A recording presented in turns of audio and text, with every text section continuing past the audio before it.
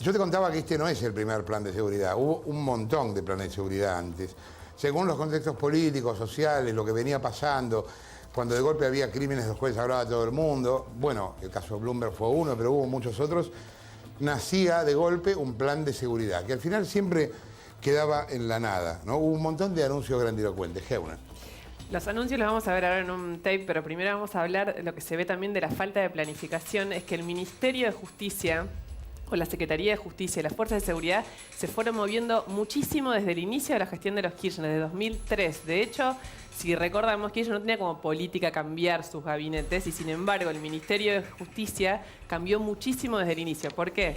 El primero fue, ¿te acordás de Gustavo Vélez? Sí, claro, cómo no. Bueno, Gustavo Vélez hizo el primer y único, te diría, anuncio estructural en materia de justicia y seguridad, que era a largo plazo. El discurso de Kirchner era muy elocuente porque hablaba justamente de largo plazo, de la estructura, de cambiar todo lo que tenía que ver con justicia y seguridad para combatir la inseguridad.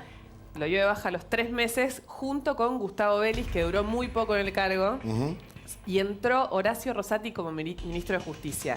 ¿Qué pasó cuando entra Horacio Rosati? Se queda sin la seguridad. ¿A quién va a parar la seguridad desde ese momento? A Aníbal, ¿no? A Aníbal Fernández, Claro. que era el ministro del Interior y que se queda con las fuerzas de seguridad y que empieza a decir esas frases tan lindas O como... sea que en realidad Aníbal es el autor de la sensación, digamos. Te estaba por decir eso, Más sí. allá de la frase, ¿no? Exacto, más allá de la frase es el autor de sensación y también el autor de lo que se hizo después, que fue dejar de publicar estadísticas sobre inseguridad, que ese es un tema que se mantiene vigente hasta hoy. Mucho antes del INDEC empezaron con el tema de no dar las cifras sobre inseguridad cuando empezaban a crecer, básicamente. Rosati se va, recordémoslo, porque le querían hacer firmar a la fuerza 2 negocios con cárceles donde había sobreprecio. Y el tipo no quiso firmar y se fue.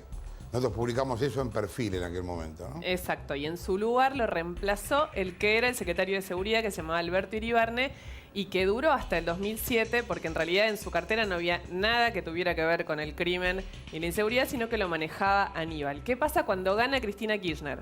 Cuando gana Cristina Kirchner, Aníbal se lleva a las fuerzas de seguridad a un ministerio que recupera otra vez todo este ámbito, porque él se convierte en ministro de Justicia y Seguridad, además de derechos humanos. Y ese, si querés, ese trabajo que tuvo. Por eso, en realidad, si queremos ver un hombre, un funcionario esencial en todo lo que tiene que ver con el tema de la inseguridad, es Aníbal, que lo tuvo y lo mantuvo durante mucho tiempo, aún cuando era jefe de gabinete.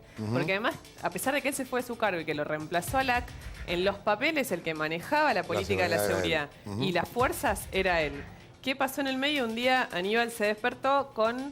¿Te acordás cuando de la nada Cristina anuncia un cambio muy importante y la nombra a Nilda Garré ministra de Seguridad? Otra vez, o sea, a cada anuncio le correspondía un cambio de gabinete y Nilda Garré se suponía que iba a ser la que iba a cambiar realmente la política de seguridad de este gobierno. ¿Qué es lo que le pasó a Nilda Garré? Eso fue diciembre de 2010, o sea, no fue hace tanto, 2 años y pico. En el medio de todo esto le creció un teniente coronel a Nilda Garré, que es Sergio Berni, que era el secretario de Seguridad, que empezó a manejar todo, y al manejar todo empezó a pelearle más por derecha, si querés, empezó a pelearle de otra manera a la política de seguridad. Un día Nilda se despertó y también se quedó sin su trabajo, y ahora tenemos un verdadero especialista, vamos a nombrarlo, que es Arturo Puricelli, cuyo antecedente más importante es haber sido candidato a gobernador por la Alianza en 2003 en Santa Cruz. Bien, planes de seguridad, hay un montón, pero un montón. Todos fracasaron, míralo. El 1 de abril de 2004 hubo una masiva marcha en el Congreso en reclamo de mayor seguridad.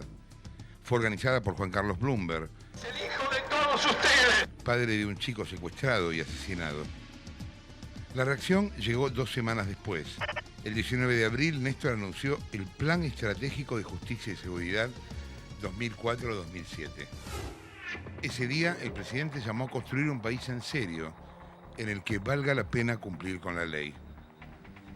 Lo que se anunció como a largo plazo y estructural, finalmente duró 3 meses. Con la salida del ministro Gustavo Vélez, Kirchner dio de baja un megaplan que nunca fue reemplazado. 5 años después, el 27 de marzo de 2009, con Aníbal Fernández como ministro de Seguridad, se anunció el programa de convivencia ciudadana, que consistía en la compra de cámaras de seguridad y dispositivos de GPS, entre otras cosas. Para eso se reasignó una partida presupuestaria de 400 millones de pesos. Entre el 21 y el 22 de abril de ese mismo 2009, Cristina y Aníbal Fernández anunciaron programas para el combate del delito, para la asistencia judicial y un plan contra la inseguridad en La Matanza. Con un celular para colaborar en lo que pueda observarse de raro en la región, en el municipio, en la calle. El 20 de diciembre de 2010 se lanzó el operativo Centinela, con el despliegue de 6.000 gendarmes en los puntos más sensibles del Gran Buenos Aires. Una inversión de equipamiento extra exclusivamente para este operativo del orden de los 150 millones de pesos. El operativo después tuvo una ampliación, pero finalmente fue decayendo hasta desaparecer. Las estadísticas demostraron que no sirvió para bajar el delito. En 2011, año en el que el programa tuvo su mayor despliegue, el delito aumentó. Se registraron 10.000 casos más que en el año anterior. Es un poco como esas bacterias reforzadas que vienen, que viste que antes te agarraba un resfrío y ahora vienen, o los piojos, viste que ahora vienen, parece ser, bueno, con la delincuencia parece lo mismo, es como que se van perfeccionando cada vez más y uno tiene que poner más garra, más inteligencia y más cosas. En eso estamos. En junio de 2011, Cristina presentó Cinturón Sur. Y ese es el escenario al cual nos vamos a tener que enfrentar. Otro megaplan anunciado para reforzar la zona sur de la capital. Y en junio de 2012, la entonces ministra de Seguridad, Nilda Garré, lanzó un llamado Plan Maestro para combatir la inseguridad y el narcotráfico, con el apoyo de 7 ministerios. Un año después, el plan quedó desarticulado.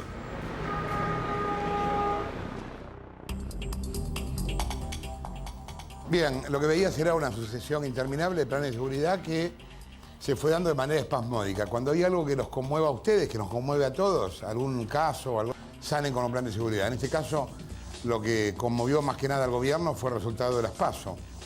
Y la desesperación por lo que los propios intendentes acá le decían a Cristina. Señora, perdimos por ese tema, entre otros. Bueno, quieren ahora hacer algo que en el fondo es un parche. De manera improvisada, rápida y encima circunstancial, porque después de las elecciones todos estos tipos se vuelven a la frontera, aun cuando sinceramente tampoco creo que sirva para mucho lo que hicieron ahora y cómo lo hicieron en la proporción que lo hicieron.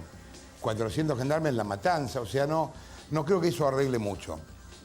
O sea, no hay una política integral de seguridad y también es cierto que todo el tema de la seguridad, el crecimiento del delito, está muy vinculado a la economía. Fíjate cómo son las fechas. A medida que la gente fue estando peor, 2009, 2010, 2011, el delito fue creciendo. Es imposible no separar las dos cosas.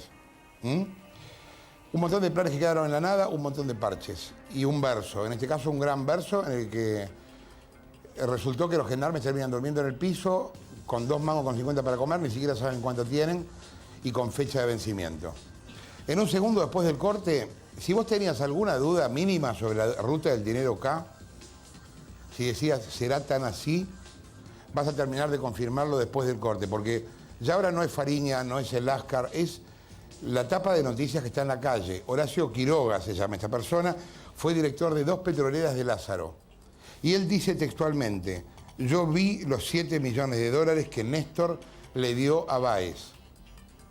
Arriba de una mesa, en una oficina, era guita negra, no fue declarada en la contabilidad de Báez, y llegó a Santa Cruz en los aviones que mencionaban el Lascar y Fariña. Quédate un segundo y ya lo ves, dale.